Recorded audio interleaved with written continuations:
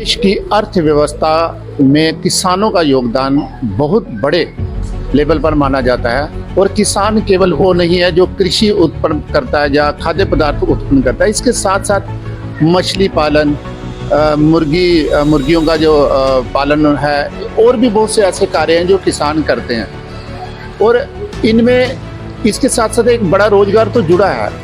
उनकी अर्थव्यवस्था भी जो है अच्छे से मजबूत होती है और इसके साथ उसी काम के अंदर कुछ और नए रोजगार भी जो है, क्योंकि ये काम जो होता है वो किसी एक किसान या एक परिवार तक सीमित नहीं होता। उस काम को चलाने के लिए और भी लोगों की आवश्यकता पड़ती है। आज हम इस हिमाचल प्रदेश के अंदर ही हैं, किसान से भी बात करेंगे जिन्होंने मुर्गी पालन का कार्य जो है शुरू किया हुआ है और वो किन किन मापदंडों का ध्यान रखते हैं, सरकार क्या मदद करती है, किस तरह से उन मुर्गियों का ध्यान रखते हैं, अर्थव्यवस्था उससे कैसे सुचारू होती है, चलती है। इन सारी सवालों का हम जवाब जो है उनसे ही जानना चाहेंगे। सर, अपना नाम बताएं। मेरा नाम अनिल शर्मा है। अनिल जी, ये कौन सी जगह है जहाँ आप ये कारोबार कर रहे हैं? ये सुहारी तहसील बंगाना, जिला ऊना, हिमाचल प्रदेश। तो सर, आप बताएंगे, हमने देखा है पिछले जो आपने मुर्गियाँ रखी हुई हैं और अंदर उसके हीटर रखा है, लाइट का इंतजाम किया है, पानी का इंतजाम किया है, तो आप बताएंगे ये आप छोटे छोटे बच्चे लाते हैं, फिर उनको आप किस तरह से ग्रोथ करते हैं, क्या क्या फीड डालते हैं, उनको पानी का जो प्रबंध है कितना होता है, किस तरह से होता है, डिटेल देंगे इसके बारे में? सर, ऐसे है, अभी तो मैंने सरकार की तरफ से लिया है 1000 चूजा। इसमें सरकार ने मेरे को 50% सब्सिडी दी है। इसमें सरकार 1000 बच्चे के साथ साथ मेरे 30 क्विंटल 1000 बच्चे के लिए फीड देती है, जिसमें 2 प्रकार की ये फीड होती है। एक तो स्टार्टिंग में जो लगभग 15 से 20 दिन तक चलती है और उसके बाद ग्रोथ के लिए जो होती है वो एकदम से 20-25 दिन बाद वो चूजा है, 15 दिन के बाद जो बढ़ के एकदम से 15 दिन से 40 दिन के बीच में लगभग 2 से 2.5 किलो के बीच में उसका वजन हो जाता है। इसमें किन चीज़ों का ध्यान रखना पड़ता है? जैसे अभी बरसात चल रही है जी, बरसात है, बाहर ठंडी है, लेकिन हमने देखा कि यहाँ अंदर जो है टेम्परेचर काफ़ी अच्छा आपने रखा, तो उसमें किन किन चीज़ों का इस्तेमाल करते हो टेम्परेचर को बढ़ाने? टेम्परेचर को बढ़ाने के लिए एक तो लकड़ी की भट्टियाँ होती हैं, एक तो वो होती हैं, और एक ऑटोमेटिक जो है ना, हमने एक ऑटोमेटिक लगा रखा है ब्रूडर जो है, ये अपने आप ही एक टेम्परेचर मेंटेन कर देते हैं हम उसको, तो उसी पे ऑटोमेटिक इसमें डीजल पड़ता है और बिजली का इसमें विशेष वो रहता है, ये बिजली से चलता है और डीजल इसमें डालना पड़ता है। अभी ये हमने देखा कि जिस तरह ये मुर्गी के बच्चे जो है कुछ ये झुंड बना के लेटे हुए हैं, सोए हुए हैं, और कुछ जो है वो खा पी रहे हैं, इसमें क्या कोई टेम्परेचर का फर्क होता है तब उठते हैं या इनका कोई और हिसाब होता है?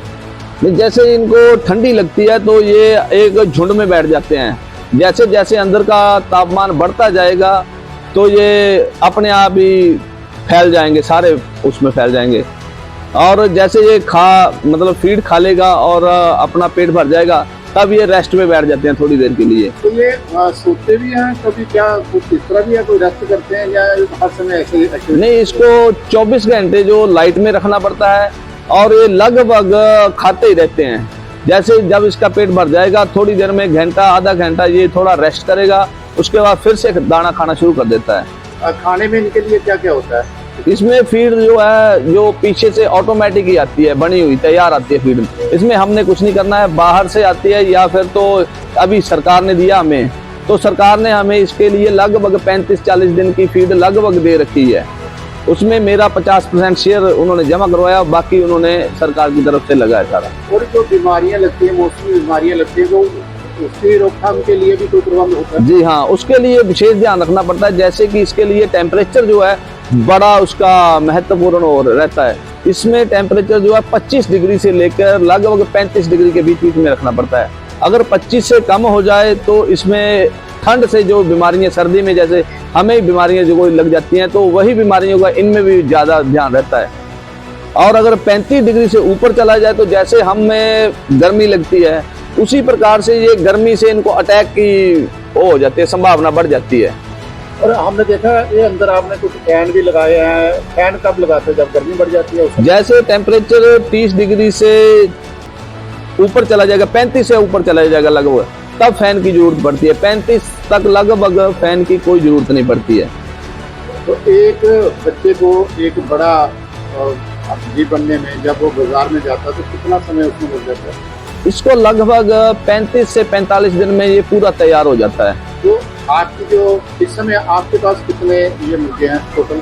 ये 1000 चूजा डाला है हमने। और ये कितनी देर के बाद अपनी स्टेज पर पहुंच जाएगा लगभग? ये लगभग 40 दिन में तैयार हो जाएगा। लगभग 2 से 2.5 किलो के बीच बीच में इसका वजन आ जाएगा एवरेज। इस कारोबार से आपकी कोई अर्थव्यवस्था में भी फर्क पड़ा? हाँ, इससे काफी सुधार होता है। लगभग जैसे कि मेरा इसमें लगभग जो है 95-96 हजार रुपया लगा है, जो अपना लगा है शेयर। बाकी मेरे को गवर्नमेंट ने सब्सिडी दे रखी है। अगर जैसे इसका वजन 2 किलो के ऊपर आ जाता है तो इसका लगभग 20 क्विंटल के लगभग बन जाएगा। तो इसका लगभग मेरे को अगर 100 रुपया भी बॉयलर मुर्गे का रेट होता मार्केट में तो 2 लाख बन जाएगा मेरे को इसका। कितने लोग हैं जो इस रोजगार के साथ आपके साथ जुड़े हुए हैं? इसमें लगभग मैं अकेला ही कर रहा हूँ काम अभी, क्योंकि अभी छोटा है। अगर इसको बड़ा करेंगे तो जैसे मान लीजिए मेरे को खुद से भी करूँ, सरकार की बिना उससे भी, तो लगभग 1000 मुर्गे में मैं 20-25 हजार रुपया महीना आराम से कमा सकता हूँ। अगर इससे ज्यादा करूँ तो उसको मल्टीप्लाई हो जाएगा। जैसे मान लो अगर मैं 10,000 मुर्गा डालता हूँ तो लगभग मेरे को 2 से 2.5 लाख रुपया महीना बच जाएगा। तो इसमें आप मानते हैं कि सरकार ने जो आपको सुविधाएं दी है, इसमें सब्सिडी दी है, आप उससे संतुष्ट हैं? जी बिल्कुल, ये सरकार की बहुत अच्छी जो चलाई हुई है मुहिम, वो बहुत अच्छी है। ये इसको आगे और बढ़ाना चाहिए। जैसे कि ये 1000 मुर्गा, इसको बढ़ाकर 5000 या 10,000 मुर्गे, जैसे कि अकेले आदमी का उसमें गुजारा ना हो, अपने परिवार को या अपने आस पड़ोस वालों को भी उसमें आजीविका कमाने के लिए वो करे। आपने हमें अच्छी जानकारी दी, इसके लिए आपका बहुत बहुत धन्यवाद। तो दर्शकों, ये जिस तरह से आपने देखा कि ये यहाँ पर जो व्यवस्था जो की गई है, यहाँ पूरी व्यवस्था आप देखें, यहाँ कुछ इलेक्ट्रॉनिक गैजेट भी लगाए गए हैं जो हीट को मेंटेन रखते हैं, और गर्मी अगर बढ़ जाती है तो उस समय भी उनको ठंडक के लिए सारे प्रबंध किए गए हैं। और यहाँ ये जो सामने तंदूर नुमा आप देख रहे हैं, ये भट्टियाँ हैं जिसका कनेक्शन बाहर से है, धुआं यहाँ बिल्कुल नहीं होता। और सारी व्यवस्थाएं जो है ऐसे ही रखी हुई हैं जैसे छोटे बच्चों के साथ जिस तरह से केयर होती है, ठीक उसी तरह से।